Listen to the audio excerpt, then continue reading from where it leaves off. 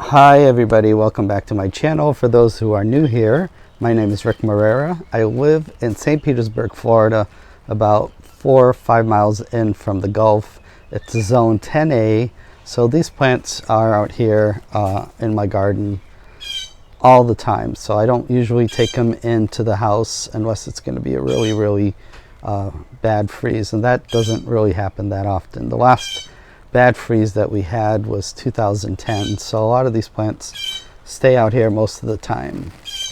So today I'm just going to give you a garden tour, and then I have a tray of Hoya seedlings that I'm going to be transferring over to a bigger pot, so I'll do a little demonstration with that, and I will also show you some Hoyas that are either doing something interesting or have some interesting splash or color. So stick around and I hope you enjoy this video.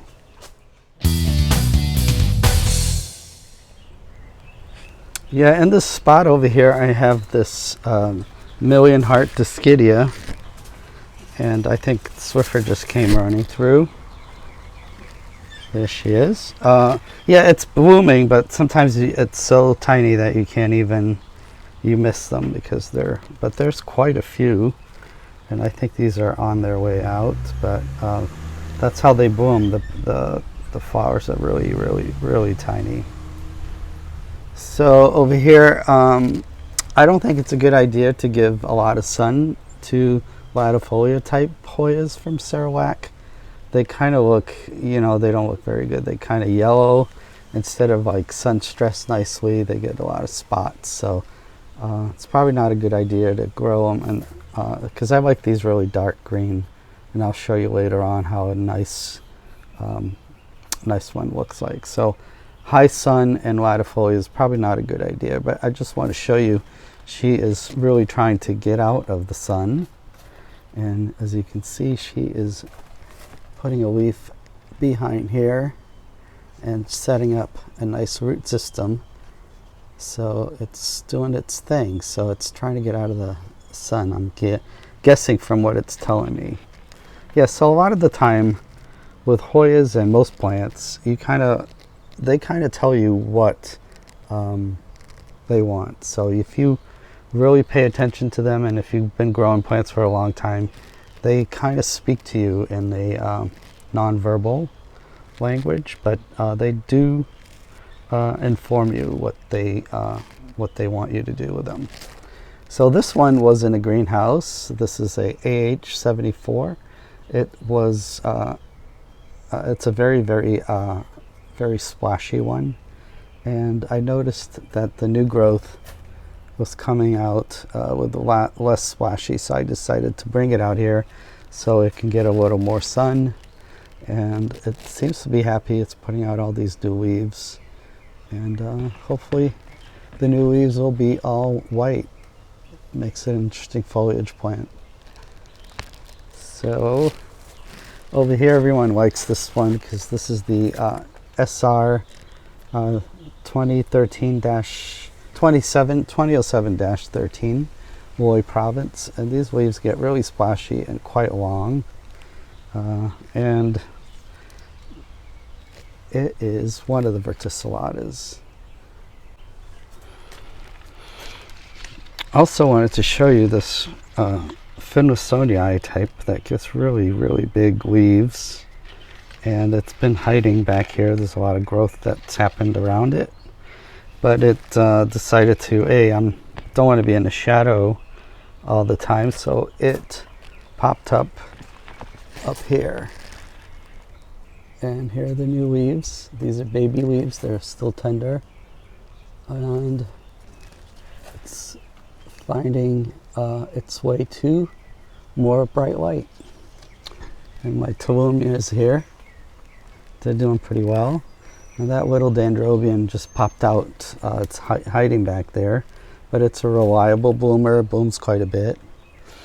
And this is Sunrise in bud. It's constantly blooming all summer, and gets a little bit a blush, but in the winter it gets really when it gets a little sun, it gets really dark.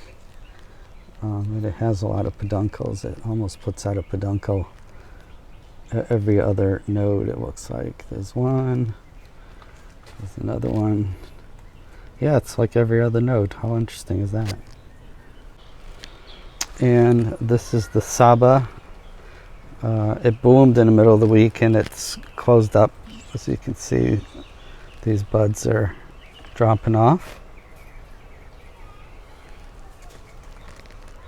And Hoya Soricana is putting out some nice new growths. It bloomed a couple times for me this summer, so I was excited about that. And just a couple orchids here. This one, I've had it for about 3 years, and every time it blooms, I get a lot more flowers. This one is going to have 12 flowers. So that's pretty cool. And I really didn't do much to it. It's LC Hosserman's Gala crossed with Hosserman's Jade. And it has a nice pleasant scent to it. And I don't know if you can see over there, there's a yellow Cattleya type, and that's been blooming for me for the last, 3-4 years. It blooms at least twice a year, so, and it's getting more and more spectacular. You see, like, there's 4 buds up front, and then there's 3 flowers in the back. It's really beautiful, and when the sun hits it, it's really gorgeous. And again, I just fertilize it once or twice a year, and I don't even water it that much in the summer at all because it rains quite a bit. And this Philodendron brantiatum, I decided to put it on a moss pole or a coconut fiber pole, and you get these on eBay, on Amazon, on eBay as well. And they're really simple to use. You can just stack up new ones as the plant grows up. So, and apparently with this species of philodendron, these leaves get bigger and bigger as the plant climbs up.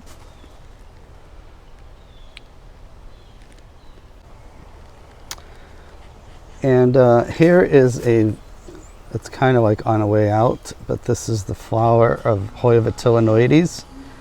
It lasted about 4 or 5 days, and the leaves are pretty impressive. See this really big leaf down here, and it makes a very cool looking plant. The flowers are kind of plain, but they're actually pretty. And everyone's been asking me lately, there's been some interest in this Hoya Emoina or verticillata. It's IML 1038, and I believe it's from Java.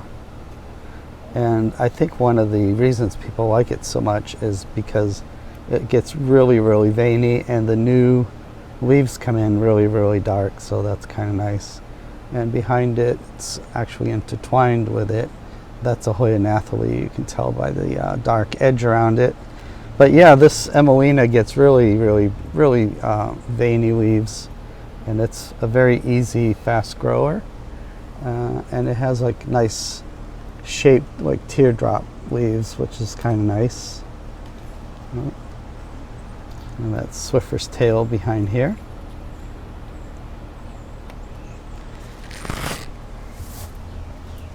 So let's go in the backyard and I'll show you the seedlings and some of the other stuff. Let me do a little quick walk back here on this side of the yard.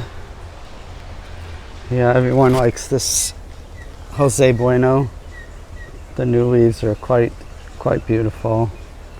That's the newest leaf. And I was wondering if I needed to put them on a pole or something, but as you can see, this Jose Bueno has already found the palm tree and it's attaching itself, and it's sending more roots up that way. So I'm gonna let him do his thing, and hopefully it'll be climbing up this palm tree, which is about 15 feet high.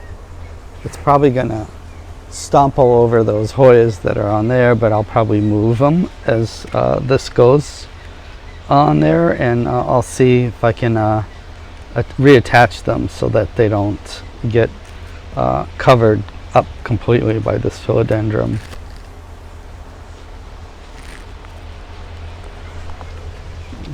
Some of these are doing pretty well. This is my variegated burl marks, and I bought it online, and it came with so much fertilizer. It was like 25% fertilizer in the potting mix, all these beads in there. So the plant didn't do so well, wasn't doing so well, so I unpotted it and repotted it and got 3 plants out of it, and now it's coming out so much better and growing really well. And this is also a beautiful, I think it's an Epiprimum pinnatum variegated. As you can see, some of the prior leaves had some of the fenestrations, but the newer leaves are really exciting because they have all this variegation. So let me show you a few Hoyas that are actually growing pretty well and are putting out new growth at this time of year, which is nice. And here is the IR26. It's a type of Hoya Colina, and this is in a 2-inch pot. 2-inch pot, and you can see how much growth you can get off of this Hoya. And the new growth comes in brown-ish and nicely splashed. It's a very, very attractive and rewarding plant. IR26.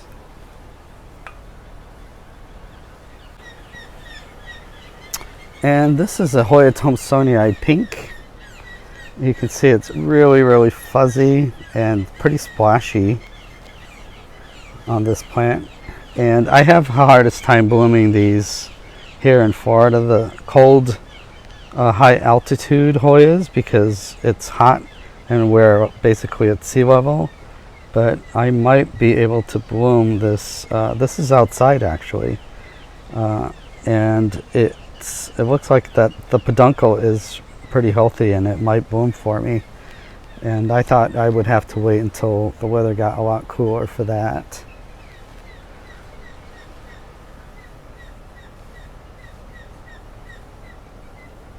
The next one, this one went around for a long time. People were calling Hoya Affinis Lyi, Lyi. But it's a Tomsonia, Affinis Tomsoniai, and it's really, really cool looking because it has really, really fuzzy leaves. Even on the mature leaves, it's pretty fuzzy, and the stems are pretty fuzzy, and everything about this. Look at this new growth, really fuzzy. So this is Affinis Tomsoniai, and it looks pretty happy here in Florida. This has been growing outside in 95-degree weather most of the summer. So I would really love this one to bloom as well this winter. It looks like it could. It's a good sized plant already. Another problematic Hoya for outdoor Florida growers is this Hoya Bramonica. I believe it's because it's more of a cool growing Hoya or high altitude Hoya. So I have a nice size plant in a 2-inch pot, and it's, I don't know if you could see it, it's loaded with a peduncle at every node. Can't see that one. But it has never bloomed, so maybe this winter I will get lucky enough. Maybe if anyone out there has any ideas. I really don't want to bring it in the house because I don't do well with growing plants inside, but hopefully this will be the winter that I get to bloom this one. Hoya Bramonica.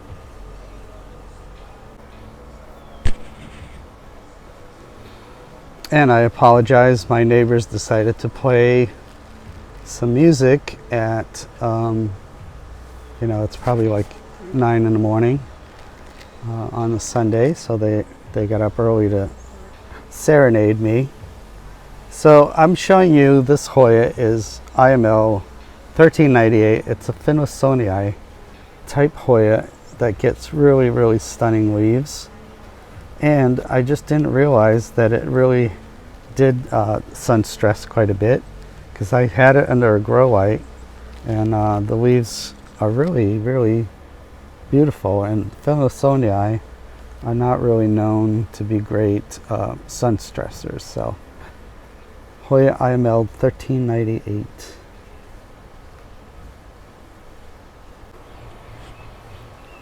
The next one I have for you is Hoya Parasitica, or Hoya verticillata, heart-shaped leaf.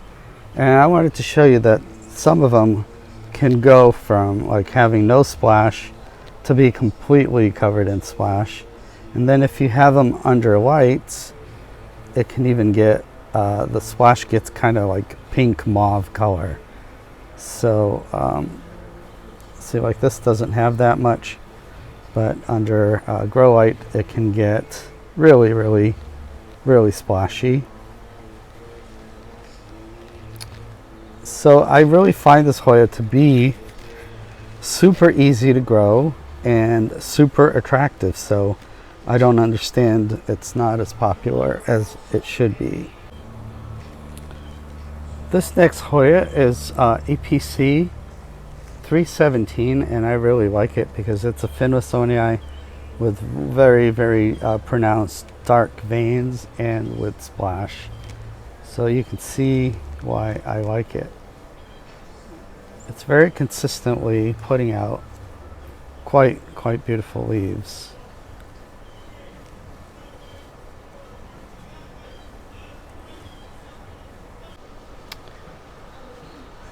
I don't know if you've seen my last video, but this Hoya was in bud. This is Hoya loci. You can see it's in a 2-inch pot as well. Has nice wavy leaves like that, and the flowers are just quite gorgeous, and they've lasted a while. This is like day 9, I believe, that they've been open, or day 8, and they're still producing a lot of nectar. Let's see if I can get a better close-up. They have a light chocolatey scent to them, and they're quite beautiful. They kind of remind me of multiflora, but this is a lot more rewarding for me. The coronas are definitely really stunning. So that's about it. I apologize again for the music. I don't really mind it. It's just that sometimes when YouTube hears music in the background, they give you a copyright warning for that. So that's Hoya loci. Okay, now, like I promised at the beginning of the video, this is my little tutorial on how to transplant seedlings from my seedling tray to a 2-inch pot, and then when they're big enough in the 2-inch pot, I move it up to a 4-inch pot until they bloom. So right now, this is my Hoya cross of EPC 202 crossed with RHM. The EPC 202 is a verticillata type that gets a very large leaf, and RHM1 is a one of my crosses, my first cross. So so as you can tell, these seedlings are outgrowing this seedling tray. These seeds were sowed in June 6th this year. So what I'm going to do is I'm going to select 9 or 10 of these. I usually select the ones that have the more interesting leaves and the ones that have more vigor. And unfortunately, I don't have the space to grow every single seedling on here. So I will only select 9 and grow those out. I have another 55 trays to do this to, so, and I don't have the space. So this is what I do. I keep 9, and the rest of them I put them in the compost bin. So I selected the 9 that I'm going to grow out, and I just wanted to show you a seedling that's been in a 4-inch pot for about 6 months. So this is another one of my crosses, and I will, in the spring, probably leave it in here until springtime, and I'll move it up to a 4-inch pot.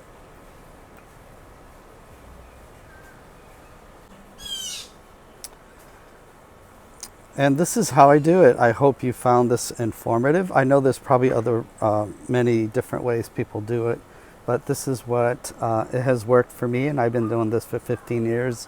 And because of space limitations, and I can't grow, 10,000 seeds, so I have to be a little more selective. And I think by selecting the stronger seedlings, you end up with stronger, healthier plants in the long run.